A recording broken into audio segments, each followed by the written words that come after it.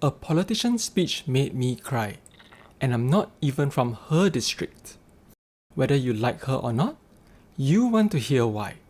By the end of this video, you have the tools to tell stories that land jobs, build relationships, and leave a lasting mark. Let's dive in.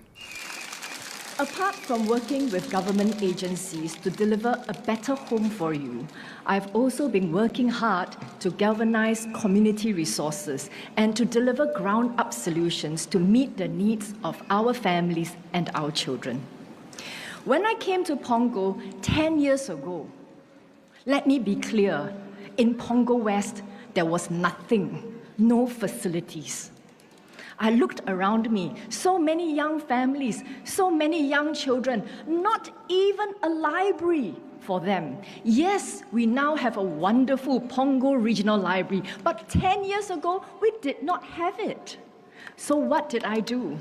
I launched a ground-up initiative to build a container library for little children, because I wanted them to be able to start reading as early as possible. I want to make sure that our Pongo children has as good a start as all the other children in the rest of Singapore. She identified a need and fixed it before the government acted. There's a clear structure: problem, action, result.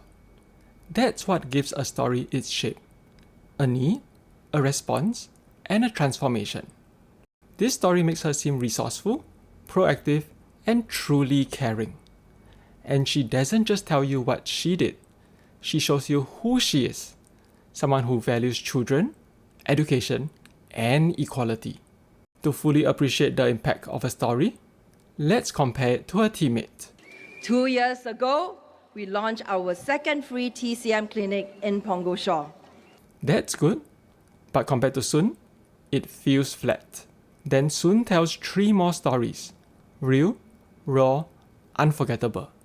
One of them brought tears to my eyes. And so we had the container library, and now we have the lighthouse. The board of the lighthouse comprises the Dean of NUS Medicine, the CEO of IMH, the former CEO of Kickstart.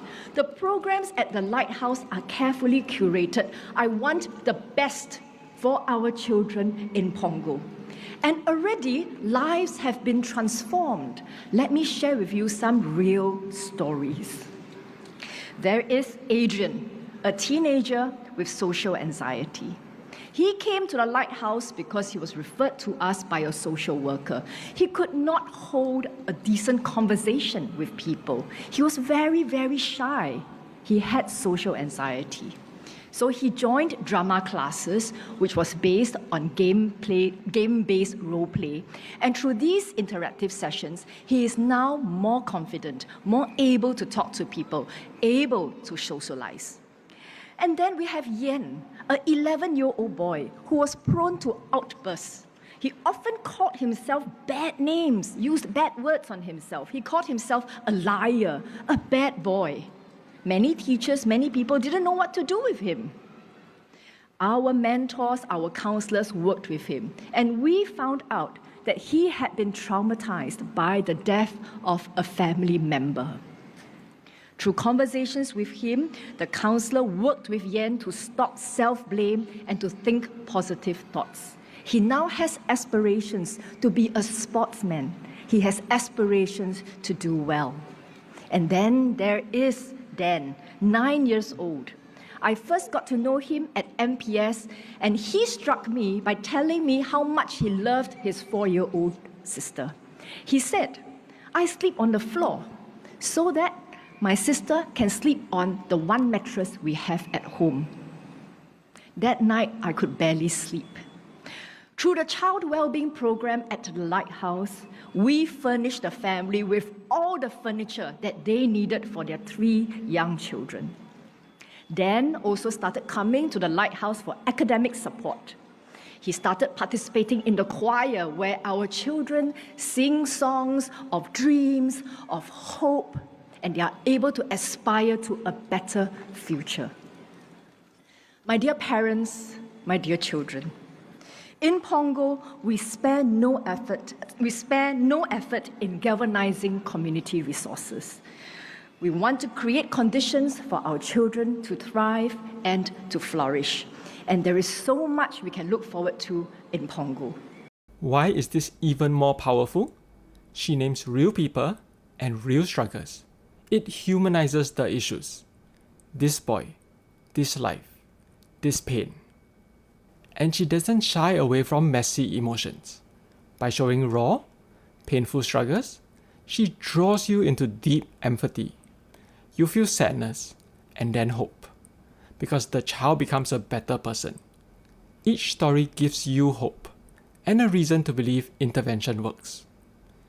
She also inserts herself into the story gently. This shows personal emotional investment, which helps her come across as genuine, compassionate, and deeply connected to her residents. And at the end, she again ties it back to a bigger mission. It leaves the audience feeling uplifted. The future can be bright. The best communicators don't just inform, they move you. Sun Xueling shows how vivid stories, emotional honesty, and personal connection can turn a simple policy speech into something unforgettable. Whether you want to inspire, persuade, or simply be heard, these tools will make your message truly stick.